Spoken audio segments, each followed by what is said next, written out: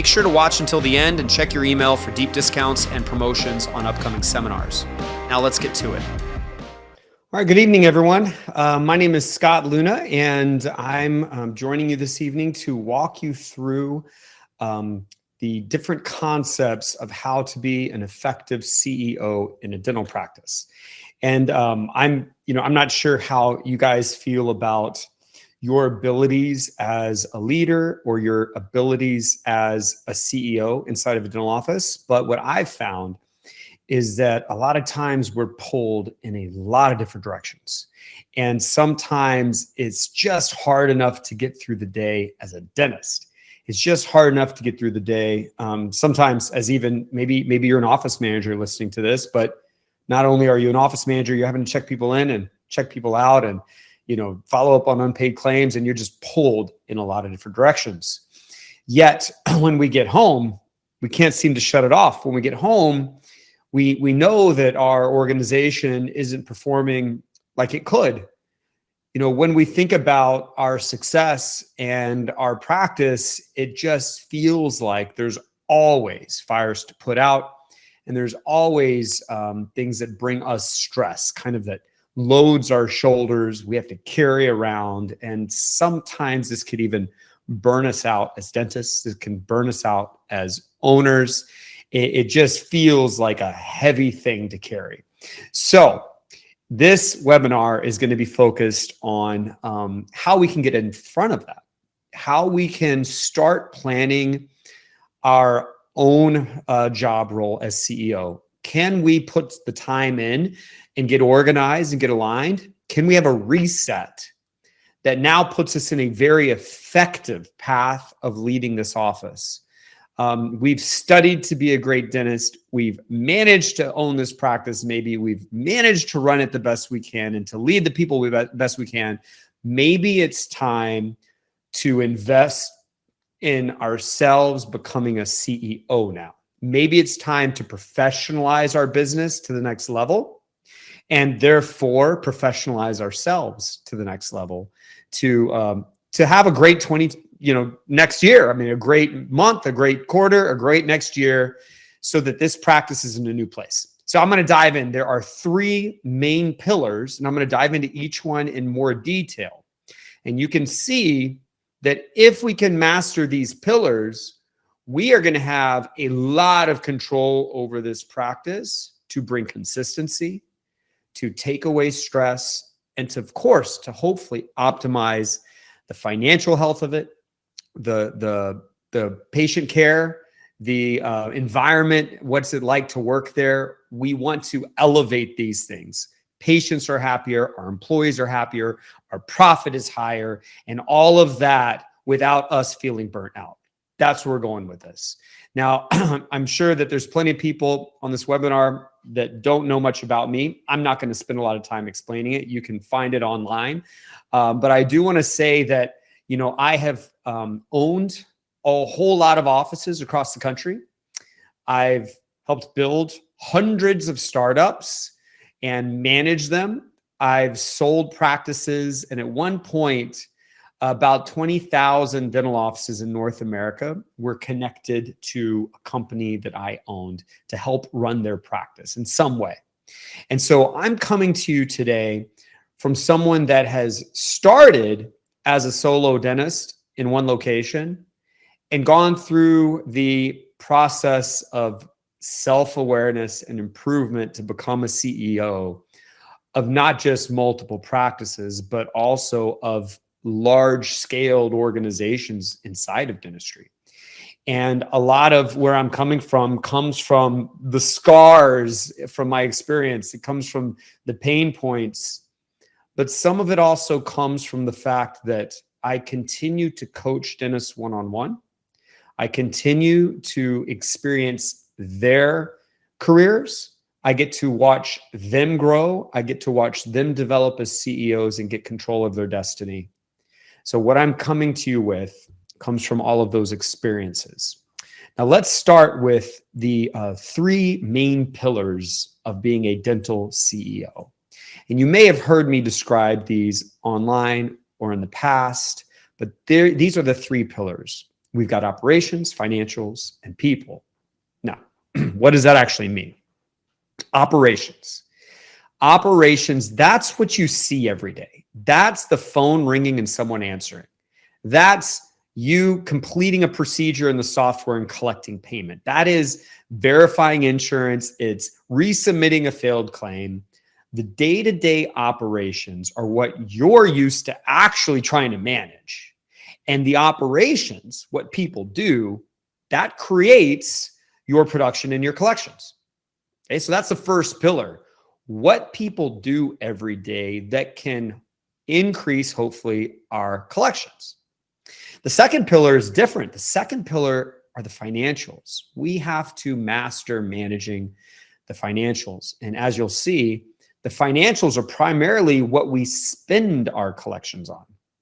All of the things that we pay for, from supplies to lab to employees to credit card fees. I mean, all kinds of things we pay for, recurring subscriptions. And we have to become a master at managing that as a second pillar. Obviously, if we can raise the first pillar up, and if we can keep the second pillar at bay, we generate profit, right? So we are going to try to optimize our operations with the best practices of scheduling, the best practices of claims management or of collections and case acceptance, right? We're going to optimize our operations. But at the same time, we've got to keep another eye on our costs. On the financial side, we've got to lower or hold down our costs as much as reasonable so that the difference between the two generates profit for us as a CEO, as an organization. And that third pillar we're going to talk about, that is the pillar of managing people. And primarily what I'm going to talk about are managing the team members, the people that work alongside of us. How can we make sure that we have accountability? How can we make sure that we are staffed properly, that we are fully utilizing our capacity, that we've got healthy communication with these people that we work alongside of, that ultimately the people can keep operating well, the people can keep spending our money appropriately, and the people can keep treating our patients at a high level. How do we manage that? And you can imagine if we become somewhat good at these three pillars, we have completely changed our life as an owner or as a CEO. If we become somewhat good at getting like good operations, good results, good collections, and we also have good control over our expenses, that gives us profit. And we've got good people management, that gives us kind of this predictability and this great work environment and this retention of employees and retention of patients, retention of systems, retention of habits. If we can become good at those three things, so many of the fires that we deal with today never start or are put out early. So that's the introduction to those three main pillars. Now let's dive a little deeper into each one. So we're going to start with the pillar of operations. You know, operations, the day-to-day, what we do every day, it creates collections, right? And if we think about, well, what is that? You know, what are the tasks? We can look at our people and like look at what they do and call that the tasks. We could also maybe instead visualize, you know, what it's like for a patient from the moment they call us until the moment they've reappointed and paid, all the tasks that they see as well. You see, our business is made up of patient-facing tasks, and our business is made up of non-patient-facing tasks. And those tasks form the day-to-day operations. Those tasks have a best way of doing them. There's a recipe to do each one the right way. And when we do them the right way, we have kind of these numbers we get to measure that say we're good. These numbers that we measure are called key performance indicators or metrics. Before I go to the next slide, let me say that almost all of the practice management advice you hear and you see or you learn has to do with this, has to do with the operations. Unfortunately, There's not a lot of practice management training out there for the other two pillars, the financial management and the people management. So the operations is what we're kind of used to thinking about. It's what we see when we show up to work, and it's what we spend a lot of time trying to learn, trying to perfect. I mentioned that one way of looking at these operations is from the patient's perspective in a way. I want to show you here on this slide now. This is kind of the path where we start with marketing and we end up at the very end collecting money. And there's these kind of main knobs, these operational knobs that we can turn to either be healthy or unfortunately they can go down to being unhealthy. And so as I read through this slide with you, we start with marketing. We are going to market to not get patients, but to get potential patients that we call leads. Leads are phone calls that can come in. They're clicks to schedule, but that lead hasn't gotten scheduled yet. They haven't been converted. So they're just a lead. We must market properly from a strategic marketing standpoint, content, as well as a spend, and the whole science behind picking the right audience to market to. That has an entire list of best practices that most of us rely on outside marketing firms to do for us. But that generates leads. From there, that lead comes in and we have to handle the lead, usually as a phone call. Are we turning that lead into an appointment? Unfortunately, a lot of practices, actually the national average of practices, misses a ton of phone calls. About a third of new patient calls are never answered. And the ones we do answer, just because we answered them doesn't mean the patient even scheduled. Less than half of the new patient calls we actually answer and talk to, less than half of those schedule. So we have this huge hole in most dental practices happening at lead conversion to appointment. And there's a set of best practices that we have to understand, we have to train and implement, and we have to audit to maintain as a CEO. And I'm going to show you some ways of doing that. Once we get an appointment, are people showing? What day-to-day operations ensure that? That's about our confirmation process, right? Our follow-up process. And then they show up, and what is their experience? Is the facility clean? Is it stocked? Are we giving them amenities, a comfort menu to choose from? Are our employees actually performing those tasks as we've told them to?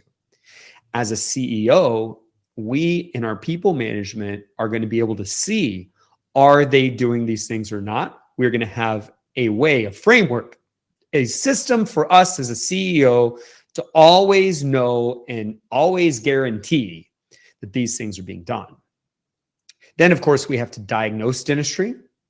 The more we diagnose, the more we grow. So the more procedures we know how to diagnose, the more we grow. The more focused we are on preventative, on cosmetic.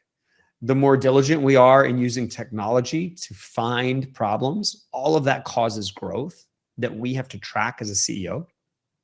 And then, of course, we've got the case acceptance that happens clinically in the patient's mind. Do they accept that they need the work and understand why? And then we got the financial case acceptance. Do they accept the fact that they're going to agree to pay this amount to get the work done? Both of those areas also have a recipe that we are going to implement and manage as a CEO. And then, are we scheduling it properly? Are we billing for it? And are we collecting it? Now, what I've tried to do right now is show you that the vast majority of chaotic activity you find in a dental practice during the day, the vast majority of that can be noisy. But if we can filter out the noise to these dozen things or so, these are the dozen things that are actually causing your productivity in your collections. So, one skill as a CEO that we have to develop, we have to be able to put down on paper the things we must track and manage so that that becomes a priority over for all the other noisy, foggy, confusing moments of the day. We don't want to get distracted by issues and ignore our clinical case acceptance, ignore our financial case acceptance, ignore our collections. We don't want to become a victim of low performance resulting in a bad financial, result. We want to proactively control these things. Here are some national averages that are pretty eye-opening. 100 new patients call a typical practice, and only 68 are answered. So it's a 68% answer rate. And of those 68 that are answered, only 29 are scheduled. And of the 29 that are scheduled, only 16 are diagnosed. How many should be diagnosed? Out of the 29, for example, appointments, the 29 exams we do, how many of those exams should have something diagnosed? We know how to fix broken things. We know how to diagnose preventative things. We know how to diagnose and talk about elective things. And if we think of all of those things, restorative, preventative, elective, what percent of our exams should have something diagnosed? The national average is only about half. And of those 16, if we look back at this slide, those 16 patients that get a diagnosis, the average diagnosis this year was exactly $1,600 per patient. That is based on the largest data nationwide of dental offices that had measured these numbers. It came out this year happened to be exactly $1,600 average treatment plan per patient. And of that, only 34% of the treatment plans were ever scheduled and completed. So let me kind of sum this column up for you. If you are a victim of your practice and not proactively leading it, then you will likely fall within this national average path that says for every 100 new patient calls you get, you end up with $8,700 on the schedule. Now, what do you do as a CEO? When you're managing day-to-day operations, you want to know what your numbers are with these very important knobs, because obviously we can make each of these lines an entire project for a month.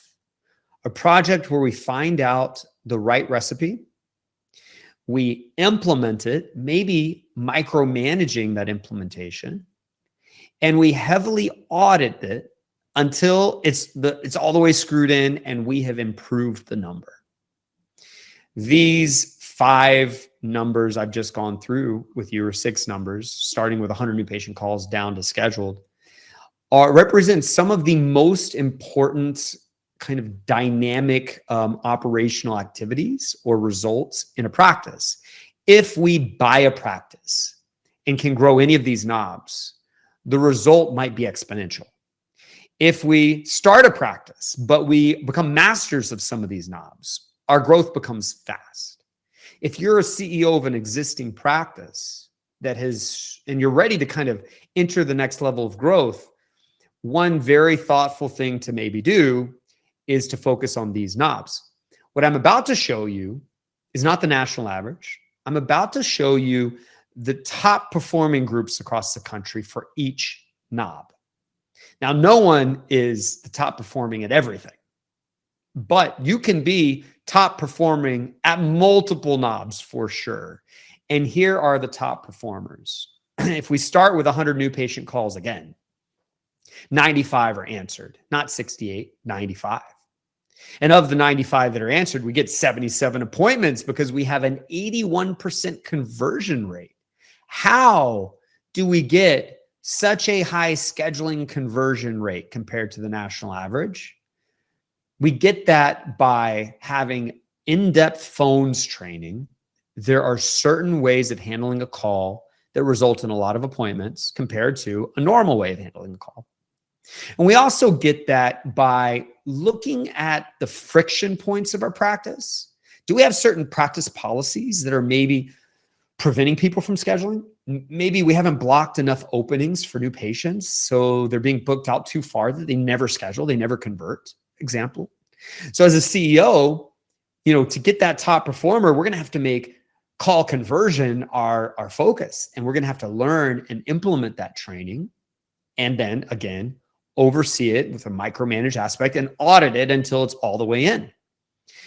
And from those 77, if we go back to the slide, from the 77 we schedule, we diagnose 3/4 if we're a top performer. And we end up with a $2,500 treatment plan on average. And the number I really want you to focus on is this last one. $79,000 of scheduled treatment if hypothetically we were a top performer for every knob. If we were in the top performing group for every knob, our realistic ceiling would be 79 grand as opposed to 8,700. That's a massive difference. Now, it's not realistic to be a top performer in every group, but of these 5 or so areas, it's very realistic to master 3 of them and be okay in the last 2. And so maybe 79,000 is the ceiling, but maybe 40,000 is realistic, which means that every $500,000 collection a year practice out there could be $2.5 million, or every $1 million practice in collections every year could be a $5 million practice if we answered calls better, we converted better, we diagnosed more fully, we presented better, and had more people scheduled. And this is how a CEO will kind of look at the practice and say, all right, what operations should we focus on? We don't focus on everything. We're going to look at the primary drivers first. And we first have to, of course, know our numbers. So we're going to need to get AI software to listen to our phones, for example, and tell us, what are we converting? We're going to have to get metrics tracking software and tell us what's our diagnostic rate, what's our case acceptance percentage, the dollars accepted, the dollars scheduled. And when we see those numbers, we can then make them a priority. Maybe instead of wasting money on a CE course for ourselves, we would invest money in correcting one of these numbers as a CEO to finally have phones corrected, for example, so that for the rest of our career, we've elevated our success. Okay? So this forms the foundation of what we're going to track on the operational side. I'm going to add to this, but this is giving you a taste of like, okay, how as a CEO do we actually use metrics? We're going to recognize the key driving metrics. And then the ones that are down, we're going to make it a monthly project, many times with outside help, consultants or courses or training, and always with micromanaged implementation. We are going to have a project every month to correct one of these numbers. Now, if we do this, we elevate what we're able to achieve on a consistent basis. But now I want to kind of introduce a different concept to you. As a CEO, I want you, and we're still in operations, I want you to become passionate about what I've typed here on this slide. A mandatory weekly production minimum. Those words are very important. Mandatory, meaning no matter what, there is no excuse we must achieve. It's mandatory. Weekly, meaning we're going to look at a weekly set of numbers. Production is going to be adjusted production. And the minimum, the lowest number that we must hit every week from an adjusted production standpoint. Now, let's kind of make an assumption for a second. What if for you to have consistent financial health, you need to collect 100 grand a month? Just making something up. Of course, we want you to collect more, right? We want you to like hit home runs. We want you to do way more than this theoretical number I'm coming up with. But at 100 grand a month, if we hit that every week, you are living a good life. Your company is healthy. Your staff costs are where they should be. All of the costs make sense. You are a healthy company if we achieve at least that much collections. That number, that 100 grand must become your minimum. It's mandatory. Here's what that means in practice. As a CEO, every Monday morning, you're going to look at what's scheduled for the week. And if you don't have 100 grand scheduled, you are going to ring the alarm bell that is going to activate new tasks. Let's say you've got 92 scheduled. Excuse me. Let me back up. I said the wrong numbers. I apologize. Let me back up. Let's say 100 grand a month is what you need to be healthy. Let's take that to a week. Let's say it's 25,000 a week. All right. So I apologize. I got ahead of myself. So if we do 25,000 a week, we're really healthy. We're stable. We're strong. Everything makes sense about what we're doing. Our profitability is good. 25,000 a week is like that healthy mark. We want more than that, but 25,000 a week is very healthy. Let's say that's your number. As a CEO, come Monday morning, you're going to look at the week. And if you don't have that 25 grand on your schedule, we have a problem. We're going to ring the alarm bell. We're going to activate new tasks, and we are going to make it our biggest priority to get 25,000 on the books for that week. Let's say we start the week at 21,000. What do we do? Well, I can tell you what you stop doing are non-essential tasks. For example, you stop processing EOBs for that day. Of course, we have to process EOBs in our practice, but we could delay it a day or two or three. We could procrastinate it. We can let the EOBs pile up a little bit, because what's now more important than processing payments is getting enough production on the schedule so that our company stays healthy. You see, what we want is, as a CEO, is we want to be able to impact the final result. We know 25,000 for the week, we are good and healthy. If we start the week and we're trending less than that, now we gotta put on our CEO hat and impact change. And we are going to activate new tasks of filling the schedule and deactivate non-essential tasks such as processing EOBs or resubmitting failed claims. Of course, those things eventually have to be done, but right now, today, Monday, the most important thing is correct this issue.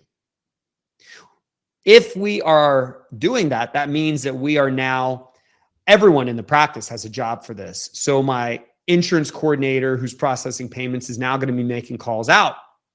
My scheduler is going to be calling all the patients that are already on the schedule and trying to have them bring their family members in that are overdue, or try to convert additional same-day dentistry on them.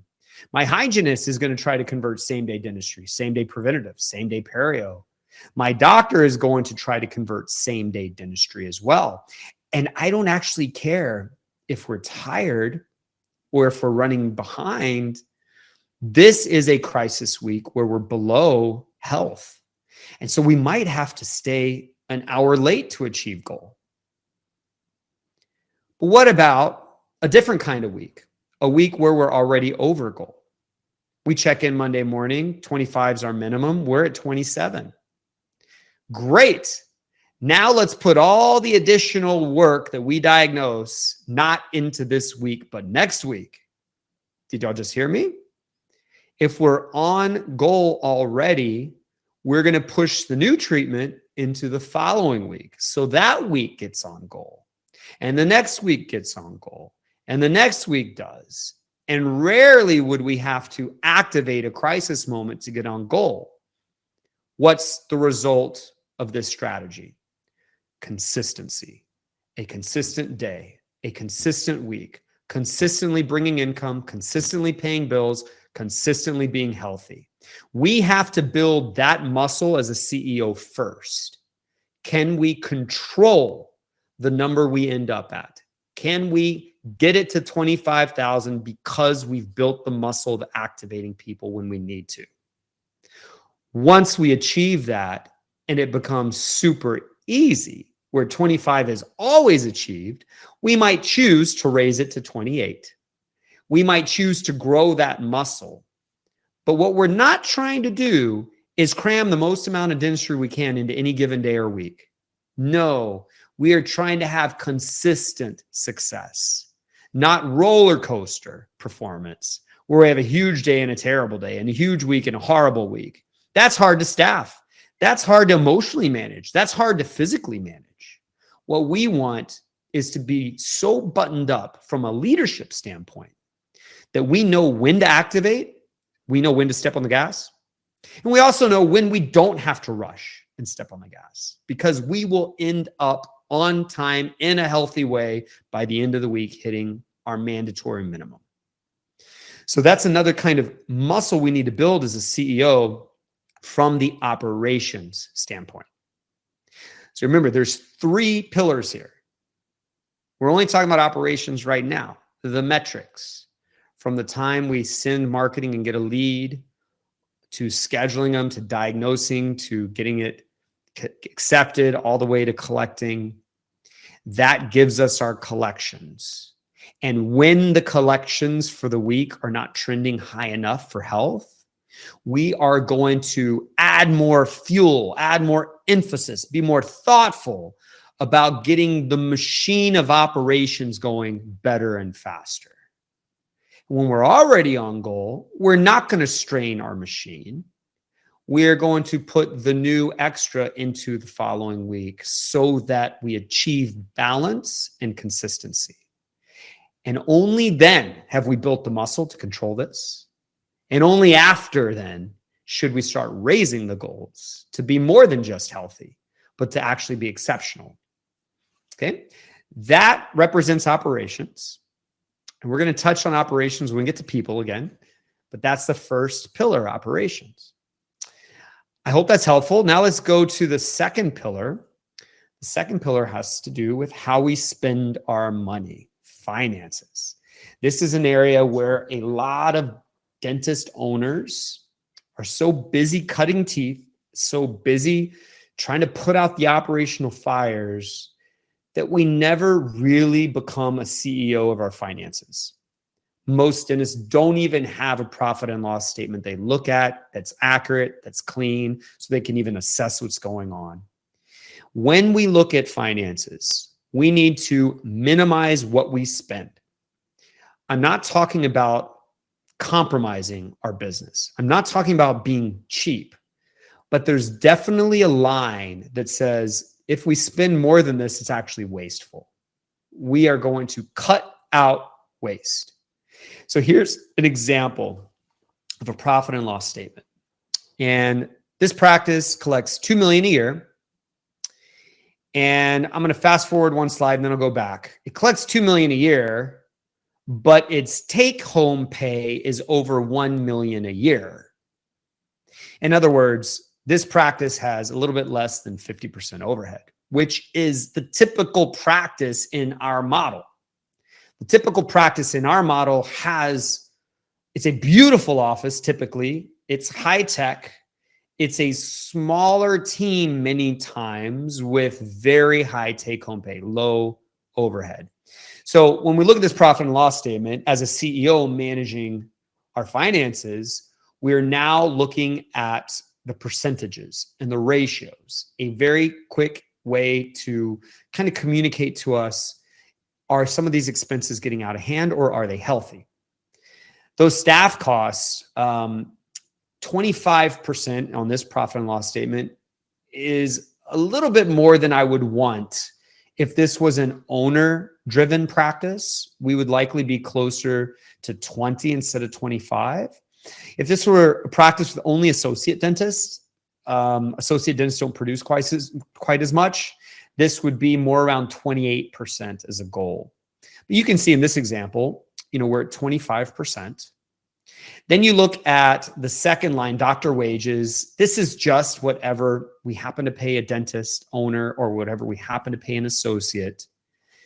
The third line, production, the third category, this is where there's a lot of opportunity typically to correct things in a practice.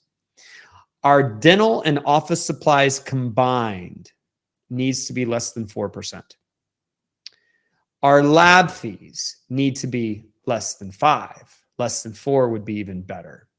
And notice we're pulling out Invisalign or liner lab fees, and we're pulling out implant supplies, implant parts. Those things are not very budgetable. We've got, an aligner fee whenever we start a new case. We've got to buy implant parts whenever we have a new case. Everything else, though, that we do in dentistry is very predictable and very easy to manage when we implement a budget. So no order should go out that puts us over budget. Our labs we choose need to be good quality, but we need to make sure that what we're choosing fits within a reasonable budget for our practice. So when we look at supplies, it's dental supplies plus office supplies combined. So it's bonding agent and toilet paper and printer ink and coffee and composite. It's everything combined. That needs to be below 4%, which means as a CEO, I need to look at every weekly order when all the shopping carts are filled up. And before that order goes out, I need to approve the order for 1 minute once a week. Is it below 4% of collections or not? Is it on budget that week or not? If it's not, the order needs to be adjusted. We need to reduce it. If it is on budget, great. I then approve it as a CEO. Again, it takes me 1 minute, but it will usually dramatically reduce the cost for a practice to actually buy on a budget. What's it like when you don't have a budget and you go to the grocery store? You buy whatever you feel like buying and you justify it. There's reason. But how much of that food that you bought did you end up throwing away? What happens when you go clothes shopping or Amazon scrolling or whatever it might be when you don't have a budget? You almost always spend more and you don't necessarily spend it on only things you need. And that's fine. That's your personal life. But when it comes to running a business as a CEO, we have to ensure that we only spend it on things we need. And that is ensured by enforcing a budget. Now, if we look at this, keep looking at this financial statement, we can also see other cost items such as the facility. We can look at the general and admin category. There's a lot of things that kind of eat away our budget. And, back to staffing costs. What if our staffing costs are too high? Well, we could be overstaffed with too many people, but usually that's not the case. We could have an overtime problem. People are just taking overtime all the time, but usually that's not the case. We could have a model issue, meaning we're running unassisted hygiene when assisted hygiene might be better, might be more healthy for the business. Or we could be having too many low fees in our practice. We're taking Medicare, Medicaid, or poorly paying insurance plans, and maybe we need to market heavily, get good diagnosis case acceptance so that we can afford to drop some of that. But ultimately, when staff costs are too high, it's usually indicative that we're not collecting enough, that we're not collecting enough for the people that we need to have. We need to have an assistant. We need to have, a receptionist, but we might not be collecting enough. So sometimes it is a staff cutting thing that you might do as a CEO, cut if you truly are over. But many times you've got to go back to your operations. And you got to say, okay, how am I going to grow the collections without hiring more people? Do I need to implement facial aesthetics? Do I need to have a better perio protocol? Do I need to raise case acceptance with better payment policies? You go back to the operations to raise our collections without hiring more people. That's usually the journey you have to take to get staff costs under control if they're not. So this is the result we want. We want to take home half or more from a dental practice. If we're achieving a 50% overhead or less, we are healthy. That's my expectation. My expectation is that we are 50% overhead or less, no more than 50%. That is a company that's being run by a CEO. That is also, by the way, a practice that can afford to pay people at the top levels. That's a practice that can afford to invest in technology, to invest in renovating the office, to be beautiful. That's a practice that's not forced to take every insurance under the sun. They're not forced to be open too many hours a week. Once you achieve healthy overhead, you get to throw away some of these compromises that are plaguing you right now. So the easier expenses to control, I've listed here for you. Supply lab, credit card fees we can completely get rid of, staffing costs, but also these recurring things, these $199 a month, $99 a month, $399 a month for this, that, and the other that you may not be using or that has become obsolete because you've got another software program that'll do the same thing now. So we can get rid of those recurring fees, get rid of the discretionary expenses, stop spending money through your company in an unhealthy way just because you're like justifying it. It's a tax write-off. No, don't make that expense. Or, don't overdo it on spending on CE. If you're not healthy yet, then you can't afford to do major continuums and things like that. So we got to be thoughtful to get healthy first. And then when we can afford extra, then we do extra. But if you do extra first, you may never become healthy, right? So these are the things that we can control. As a CEO, what does that mean? It means once a month, you are auditing your company for these expenses. And if everything's on ratio, you're moving on and you're happy. If something's off ratio, you are being triggered as a CEO to make it a priority. That you're going to say, whoa, okay, our supply costs got over budget. Come next month, that's now going to be my micromanaged focus as a CEO, to get rid of that decay in my company so that we're healthy again. That's what that means. But of course, you got to have a profit and loss statement that is organized properly and accurate so that you as a CEO can perform this monthly audit and then be triggered to act appropriately. So that's the second pillar, expense management. The first pillar is all those operations. It creates collections. Right? Second pillar is the way we spend the money. The third pillar, people, managing people. God, we could probably have an entire 2-year-long dental residency teaching us how to manage people and still not get through everything. But I want to hit the main points that maybe you're missing right now as a CEO. Managing people. You know, what I hear is that I wish I had good people. I wish I could find good people. I wish I could keep good people. I wish I had accountability. It seems like people just aren't doing everything I expect them to do, or they don't care as much, or they complain, or they feel entitled, right? These are all kind of things I hear from practices that are missing a CEO. So what does it mean to manage people? How do we have accountability? How do we have the kind of communication that lowers stress, that prevents problems, right? If you have a lack of accountability today, if you have problems, drama, stress, then just understand what you do today is not working. All right. As much as you're trying and as much good intent that you have and passion for your practice that you might have, it's not working. So we've got to put that on the shelf and say, okay, we're going to put that on the shelf, the not working shelf. We tried that. Now we need to try something different if you want a different result, of course. All right. So let me walk you through some layers of this that might help you elevate how you're able to get that accountability, get that consistency, and feel like you're improving how you're managing the people side of your company. So people, what do they do? You know, in essence, part of managing people is making sure they're doing their job. They're doing their job. What does that mean? They're doing their tasks, all the tasks they have to do every day, all the tasks they have to do in every single appointment. What does a dental assistant have to do every appointment?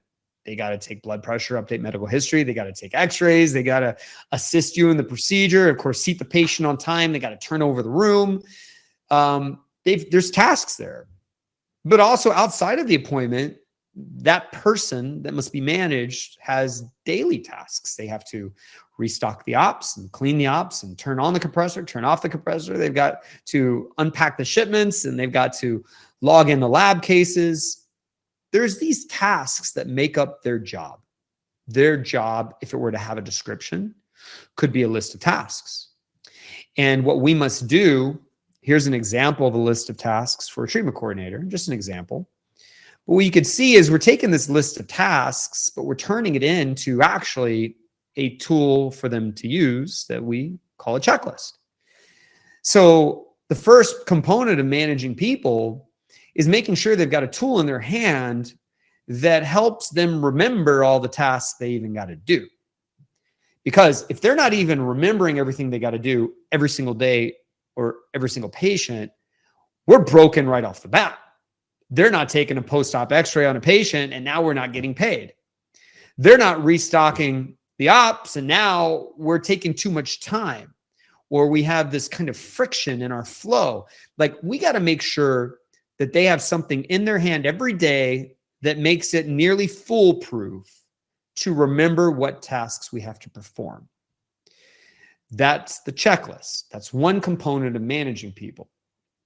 Now, of course, when you hire someone new and you have a checklist, training becomes very predictable. Training becomes faster. Welcome to the practice, treatment coordinator. Here's what you do every day. So that's a component of being a CEO, is we've got to provide an environment where our people can operate at a high level, and having a checklist is a key component to that. But just because they have a checklist doesn't mean we have accountability. A checklist is going to help them remember what to do, but the audit is going to create an environment of immediate accountability. So as a CEO, a component of what we do every day is a very quick audit.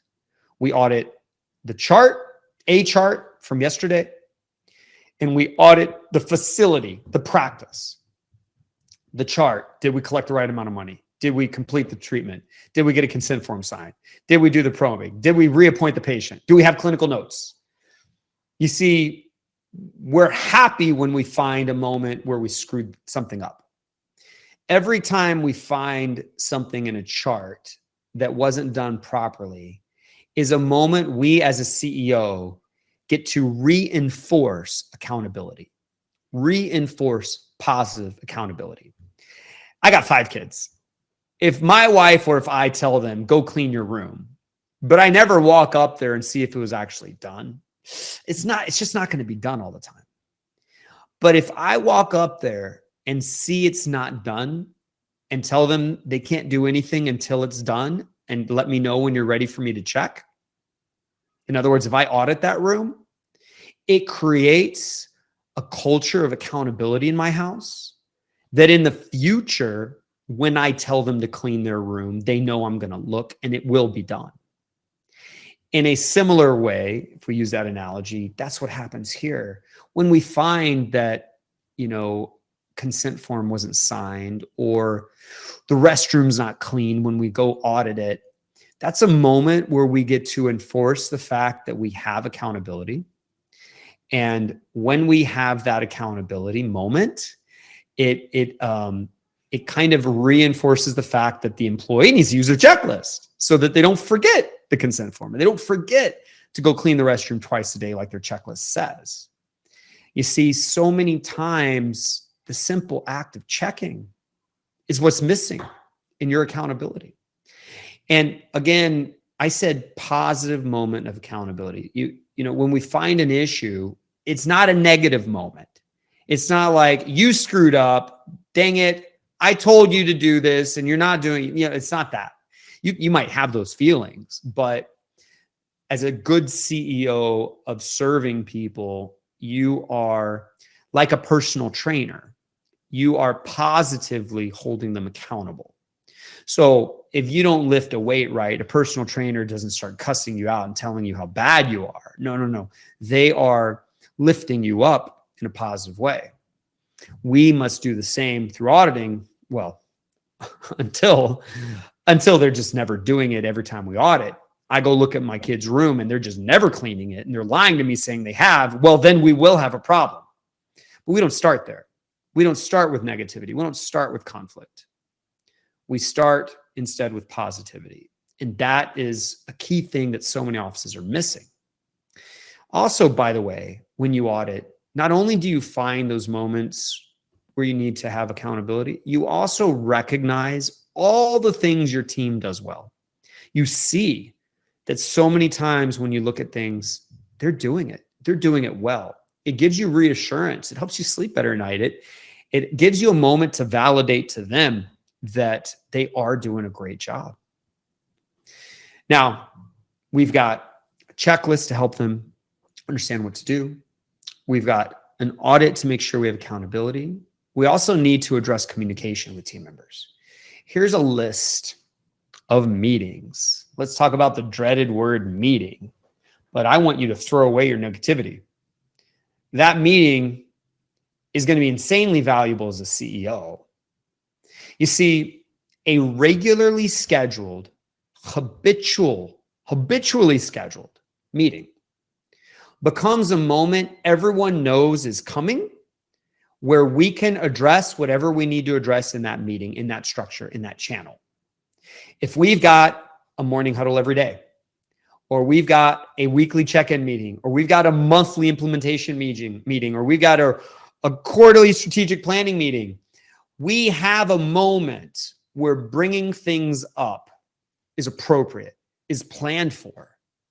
Now, I, as a dental assistant, may feel like this month's meeting is a waste of time because I don't have anything to bring, and whatever we're talking about doing new next month doesn't even involve me. And so it might feel like a waste of time this month.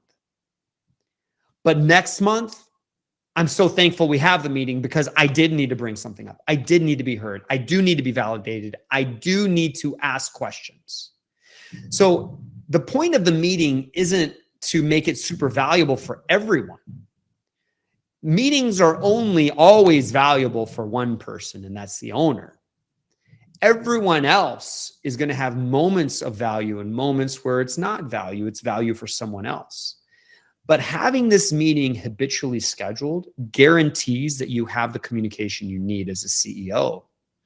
And your team will rely on that. Your team will now know they can be heard, they can ask, they can learn. You know when to bring things up as well, when to train people, when to talk about things. And this peels away some of the brewing conflict that can happen, in a dental practice.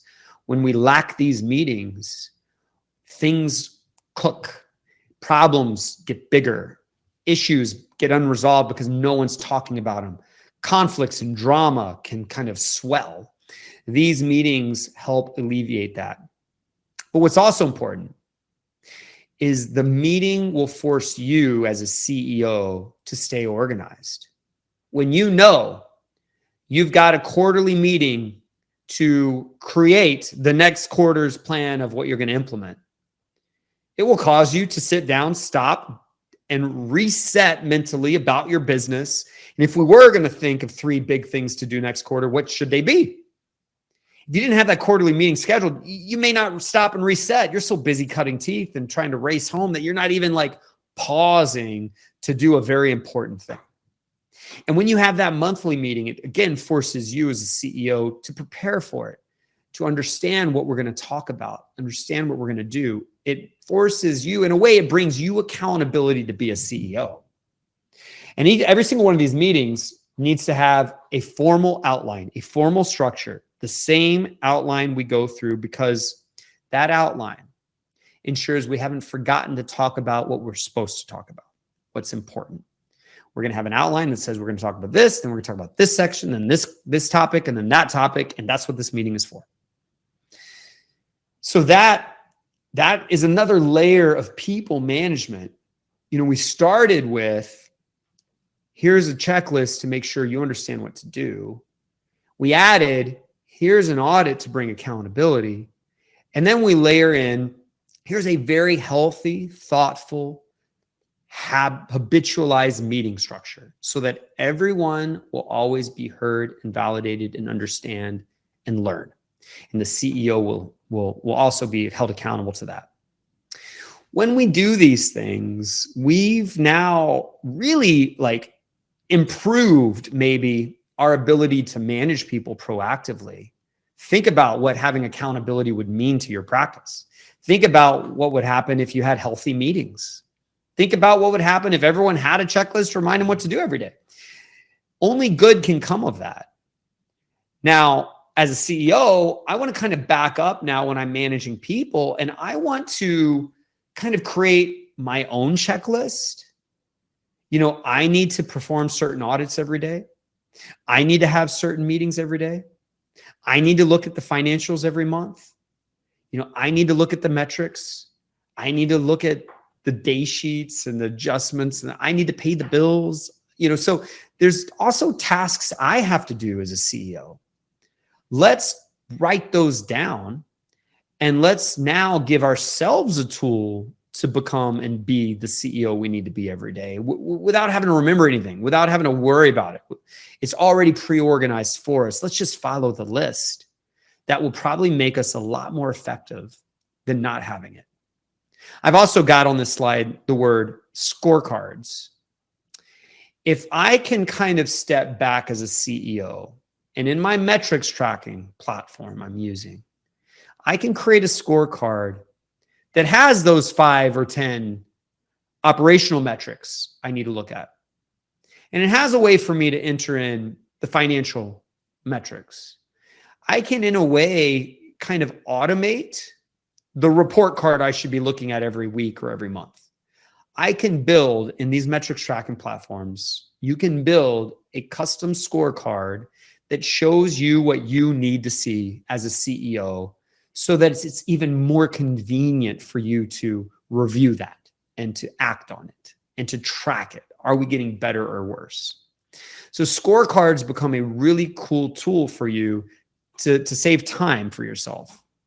If we have our set of scorecards and we have our CEO checklist that tells us what to audit and look at, and if we're having structured meetings, man, we've done a lot of really important tasks to get control of this practice. And if we're enforcing a weekly minimum of health, we know how to build that muscle and always achieve that number. We're really starting to get consistency with this thing. And that's without even improving the day-to-day metrics, right? We do want to improve the numbers. We want to also keep the costs at bay. All of this takes time. When do you have time to do this? It actually only takes about 15 minutes a day, plus another maybe 15 minutes of dealing with the issues you found. I call this CEO time. So every day we cut teeth, of course, but we better also every day block part of our day to be the CEO we need to be, to do the checklist, to do the audit, to look at the numbers, to have the conversations we need to have. And I encourage you to block out the first half hour of every day. It'll take you 15 minutes when you're fresh in the morning to do the checklist. It'll take you another maybe 15 minutes to address the issues you found, to have that accountability. And then you can go cut teeth for the rest of your day. I'm not saying get there 30 minutes early to be a CEO. I don't trust you to get there 30 minutes early to be a CEO. What I want you to do is get there on time for your morning huddle and then not cut teeth for 30 minutes. And you will make a lot more money not cutting teeth, but running the company. You'll make a lot more money that way than if you were just to cut another tooth. You'll also have a lot more sanity. You know, running the company can be super stressful, and it can feel like we're like racing and juggling at the same time. We're sprinting and juggling at the same time, and it has to be perfect. That's what it could feel like. Like there's no room for a wrong move. We're going so fast, any wrong move and we crash in the day. That's what it can feel like. I want to use an analogy that I think is very important. So let's say, here's a speedometer. Let's say our effort in our practice is kind of like driving in a car, and we have to drive 10 miles in our car, drive 10 miles. If we were to go 20 miles an hour, it would take us a long time to drive 10 miles. It'd take us a half an hour. But if we were to go just a little bit faster, if we were to drive 30 miles an hour instead of 20, we save a lot of time. Now it only takes us 20 minutes to go those 10 miles. So increasing our speed by 10 makes a significant difference in time savings. All right, well, what if we're going fast already? What if we're going 70? It takes us 8.5 minutes to drive our 10 miles. And if we go another 10 in speed, just like we did earlier, if we go from 70 to 80, we've only saved 1 minute. You see, going from 70 miles an hour to 80 miles an hour only saves us 1 minute. We squeezed in, we white-knuckled, we sped through to try to get that last extra minute saved. Is it worth it?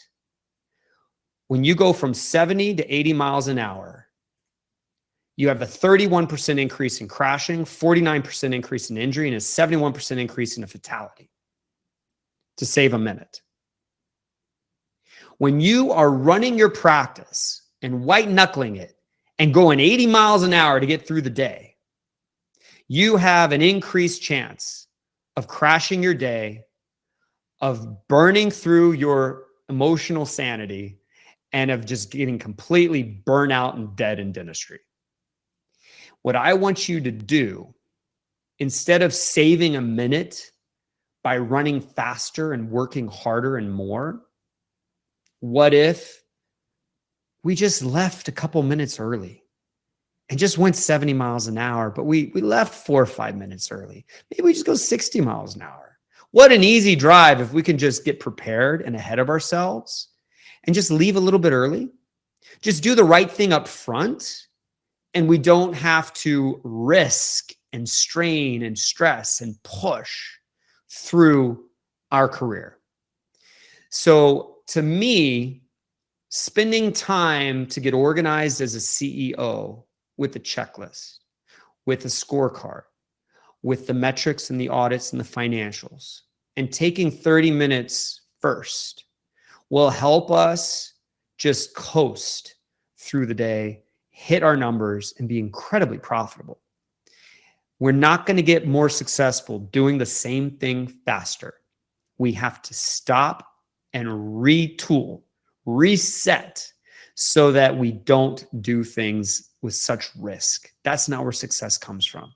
You want to get there earlier, freaking get ready earlier and leave earlier. Be prepared up front. That's how you get there earlier. We're not going to go from 70 to 80 and shave off a minute and maybe crash and kill someone. That's not what we're going to do. Now, having said that, I love going fast and I love sports cars, but you understand my analogy. So another concept that is overused. We hear about it all the time. The 80-20 principle. 80% of your success will come from 20% of your efforts. 80% of your collections comes from 20% of your patients. 80% of your problems come from 20% of your people, right? That 80-20 principle. But I want to think of it in another way. What if we only did 20% right as a CEO, but it was the right 20%? So maybe we're not having a perfect meeting, but we're having the meeting. Maybe we don't know all the recipes to run all the numbers perfectly, but we're tracking them and we're trying to fix one when it's down. Maybe we not perfect with the financials and spending everything right, but we have clean financials, and when something's out of whack, we're going to try. Maybe we don't have a big kind of organized way of being a CEO, but we're at least going to block off the time and try to create a simple checklist. We're going to do like the 20% of the effort that gives you most of the result. That's actually all I want you to do. I don't even want you to do 100%. I don't want you to be a perfect CEO. I only want you to be a lazy CEO that's highly effective. You hit it on the bullseye. You don't have to be great and amazing. You don't have to be Superman here in this practice and do everything that a CEO might do. You just got to do the key things. Let's not worry about 100 numbers. Let's just look at 6. Let's just look at patient flow. And let's just, back up. Let's just see, are we answering phones? Are we converting them? How much are we diagnosing? What's our case acceptance? And how deep are we collecting? Like, if we just look at those 5 numbers and just put our time on that and forget the other 80% of the numbers, we will achieve great success. So being a CEO is not about doing it all and being perfect.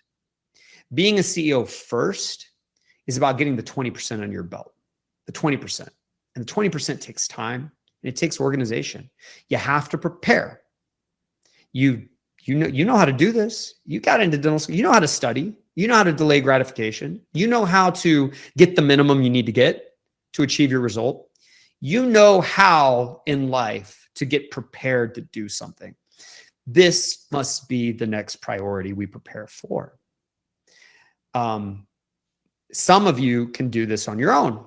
You're the kind that wakes up at 4 a.m. and goes and does CrossFit on your own, and you always eat right on your own, and you're always super prepared for everything because you are a master of discipline and delayed gratification and self-control. That's amazing. I admire you tremendously for that. I'm not that way. I wish I was. I'm someone that won't wake up at 4 to work out. I have to have a personal trainer. And now I have accountability.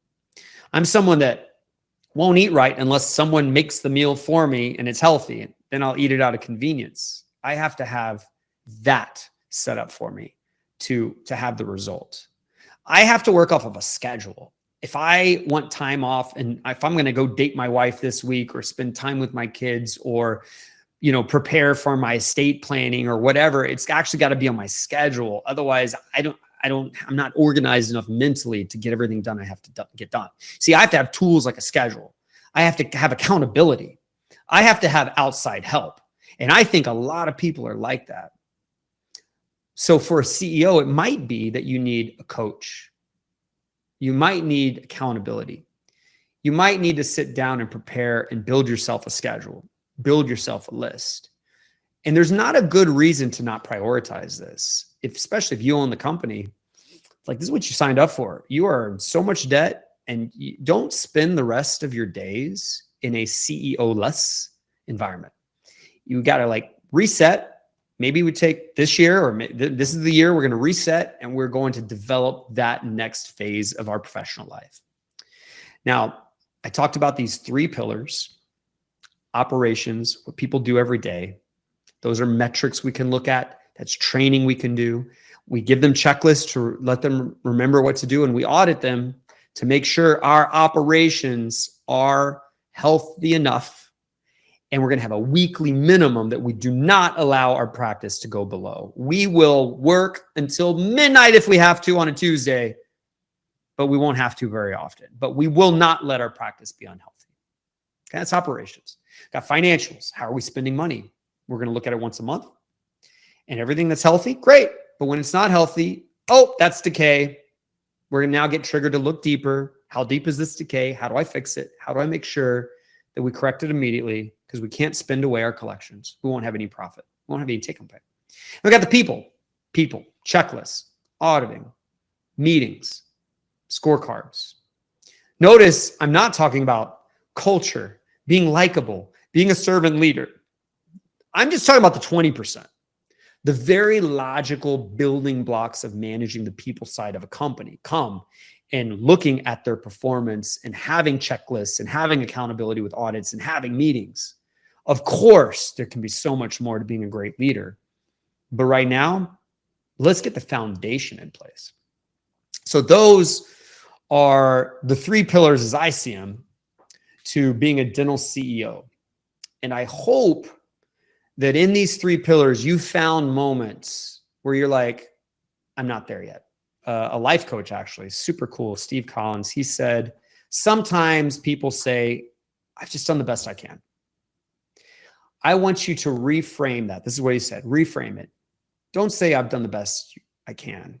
How about you say, have I done everything that could be done?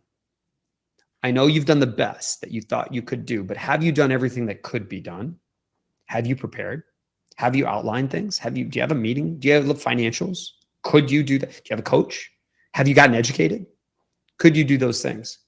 Also, another thing Steve said to our group, a lot of people say, I don't have time. He wants us to say instead, and I challenge you to say the same thing. Don't say I don't have time. Say to yourself, I didn't make it a priority. I don't have time to build a checklist. No, you didn't make it a priority. You didn't make it a priority to do these things you need to do.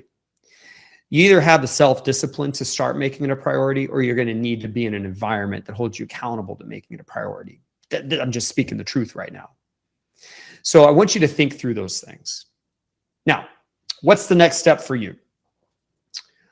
If you've gotten value out of these things, I hope that you can, on your own, with your own self-discipline, start looking at incorporating these layers into your life.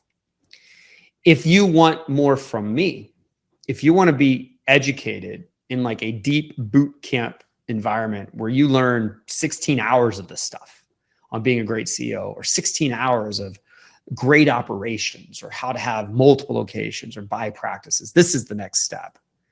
I have these seminars. All of you probably know I do these seminars. They're well known. I bet most of you have attended some of them. These are the seminars that I offer.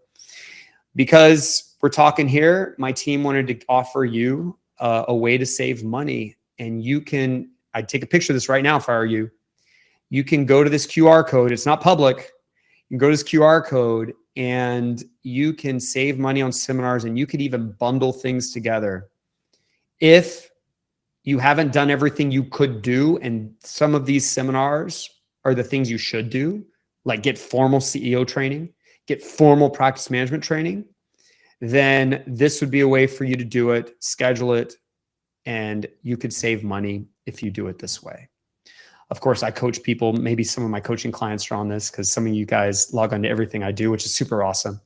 But I really encourage you to take your career seriously. What is the next step for you to reset and to achieve the next level you need? Do it on your own. I hope this was valuable, or of course I can help you. So the 3 pillars to being a dental CEO. I really appreciate all of you logging in.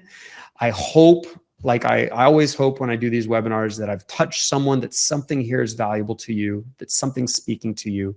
And if that's you and you want me to help you, this is your next step. And of course, I hope that you take advantage of this, and that I see you, and that you save this money by making a commitment to do this for your career. All right. Best of luck with everything. I know that we have some questions here. Going to try to answer the questions probably after this if we need to. I got a lot of questions sent to me. But if you do have any follow-up questions, you can reach out to us. We'd be happy to help you further after this webinar. We will answer your questions. We will talk to you if that's what you need. If you need more clarification about anything you saw on these slides, we'd be happy to help you with that as well. All right, I'm going to go kiss my kids goodnight. I hope that this was valuable to you guys, and I will see you next time. Thanks a lot, everyone. Scan the QR code to subscribe to the Dental CEO podcast. Be sure to check your emails and texts to receive exclusive discounts to attend one of my upcoming Practice Mastery seminars.